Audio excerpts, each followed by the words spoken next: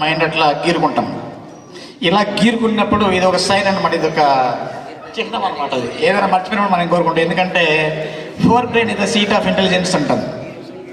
Four brain is the seat of intelligence అంటే మన యొక్క ఆలోచనలకి, మన తెలివితేటలకి, మన యొక్క జ్ఞాపక శక్తికి మూల స్థానం ఏదంటే మన యొక్క ముందు మెదడు.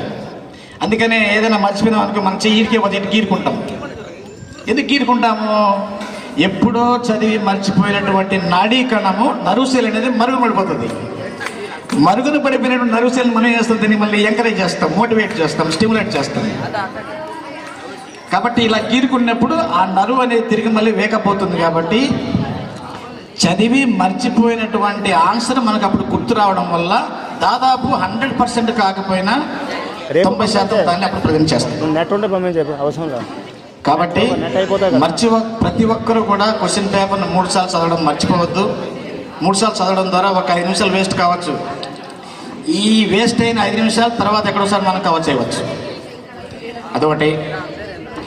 నెక్స్ట్ నా సబ్జెక్ట్ వరకు నేను చెప్తున్నానంటే మనకి 1 మార్క్ క్వశ్చన్లు చాలా ఇంపార్టెంట్. టెక్స్ట్ బుక్ మొత్తం లెసన్లో ఎక్కడి నుంచి మనకి ఏ విధంగా క్వశ్చన్ ఇస్తాడో మనకు కూడా తెలియదు. టెక్స్ట్ బుక్ మారింది, ఏ విధంగా ఇస్తాడన్న విషయం మనకు తెలియదు. కాబట్టి ఇది ఫస్ట్ క్వశ్చన్ పేపరు.